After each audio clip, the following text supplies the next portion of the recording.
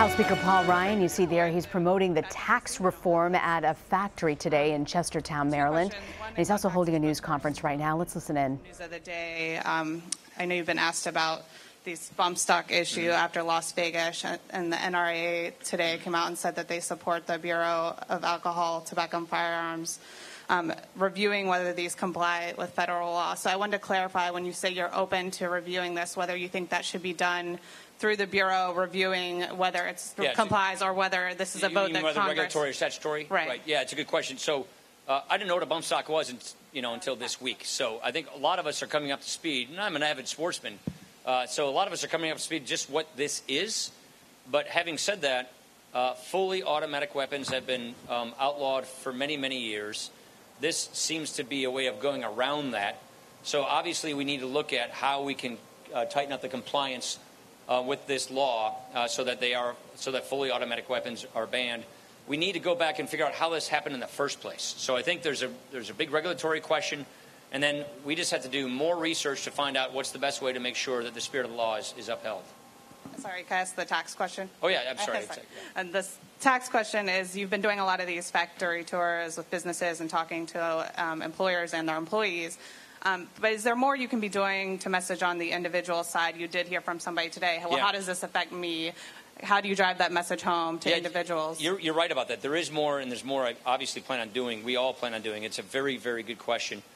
Do you know who we think about when we think about tax reform and tax relief?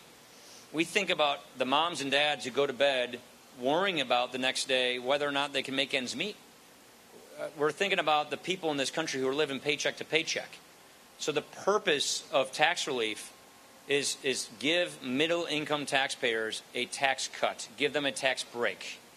And the things that we're going to be doing that do that, lowering people's tax rates, raising the standard deduction, making it so people can fill out their taxes on a postcard, increasing the child tax credit, removing the marriage penalty, all of those things give middle-income taxpayers a tax cut so they can make ends meet, because there's a lot of economic anxiety among middle-class taxpayers and low-income people in America, and we think we can help relieve that anxiety by cutting people's taxes. That is something that we definitely want to get more into, but the focus of these factory tours is to talk about how we can help these companies be more competitive and how we can help these companies expand and grow and raise wages and hire more people. It all leads to the same end, which is help people become more prosperous, help people get better jobs with bigger paychecks, help the American economy be stronger and healthier. These things are all related, and we're going to talk about all of it. Yeah. It's right here. Eric That's where I pointed. Eric Wasson in Bloomberg. Two-part tax question, very Maryland specific. A study out yesterday shows that if you eliminate the state and local tax deduction, Maryland has the highest percentage of taxpayers who would see a tax increase. Can you update us? Where is your position on this? How firm is the idea of eliminating this entirely? And on the business side, you came and talked about full and immediate expensing here. The Tax Foundation has a study out that says that provides a, quote, sugar high to the economy. It's not as lasting as some had thought. Can you respond to that idea? I haven't seen the Tax Foundation study. That would surprise me. Their model is very pro-expensing. Their model is a very capital-intensive model. So I haven't read that study, but okay, but on the general I'd be kind of shocked if the Tax Foundation said that. Do you feel it does provide sustained? Yeah, so let's get into the, I've spent a lot of my time modeling this stuff. First of all, on your state and local question, I'm not going to get ahead of the Ways and Means Committee. The Ways and Means Committee is going to be writing this bill. But here's the point of what we're trying to do here.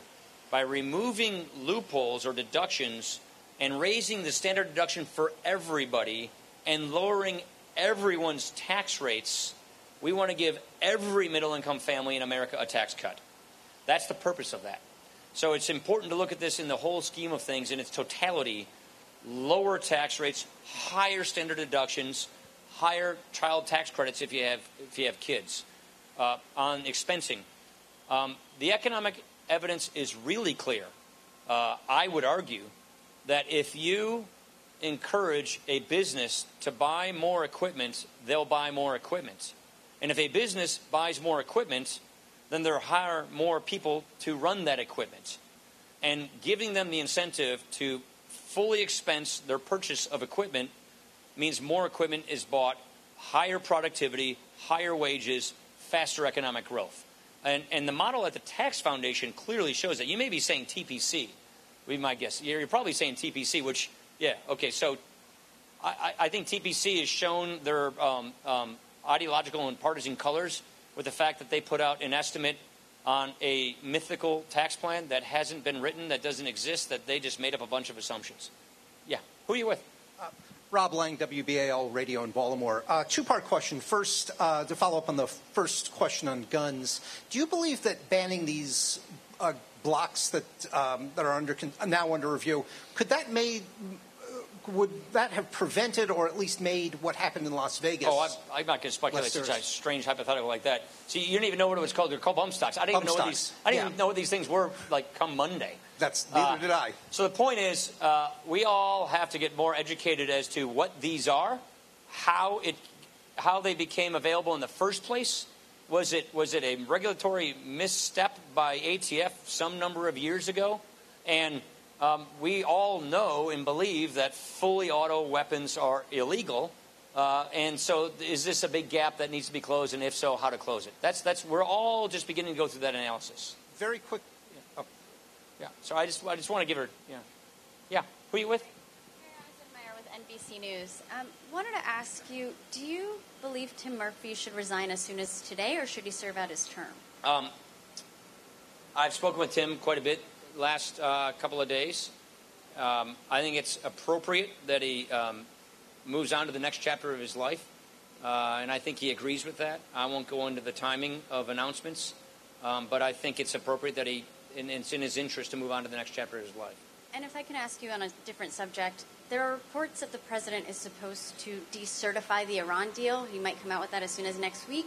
Is that a position that you agree with? Mattis and Dunford have both said that it is in the national interest to stay in the Iran deal. Wanted to see where you were on that. I think I'll let the president make the announcement of what his policy is going to be. I've studied this issue greatly. What we need is a comprehensive Iran strategy, and we have not had one. We did not have one from the last administration. The only comprehensive, to the extent that the last administration had a comprehensive Iran strategy, it was to get a bad deal in JICPOA, in this Iran deal.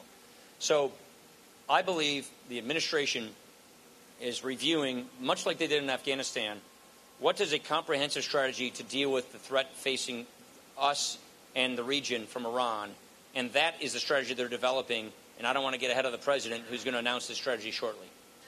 Yeah. Hi, I'm Ashley Keller with CNN. Just in light of the president's statement this morning, do you think that congressional intelligence... Which statement are you talking about? There's a bunch of them. He questioned whether the Senate Intelligence Committee should investigate what he called fake news outlets. I'm just curious, do you think Congress should get involved in investigating news outlets? I'm not familiar with the statement. Sorry, but I was pretty busy in the House today passing our budget. So. Well, do you think that Congress should investigate news outlets I'm not familiar with the statement. All I'll say is, this thing keeps dropping down. All I'll say is we have a thorough investigation in the House, a thorough investigation in the Senate, and it is to investigate just what happened with respect to Russia and what did they do, the Russians, to meddle in our elections and to pass misinformation. So you all know, I think it's been reported that Facebook had Russian advertising. So the question is, to what extent did the Russians try to meddle in our political system like they're doing to other countries? We have to uncover all of that and then equip ourselves with the tools to prevent it from happening again, and then give our allies the ability to prevent the Russians from meddling in their elections.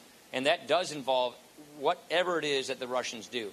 Can't speak to what the president said this morning because, frankly, I'm not sure what the statement was. Thank you, everybody. Appreciate it.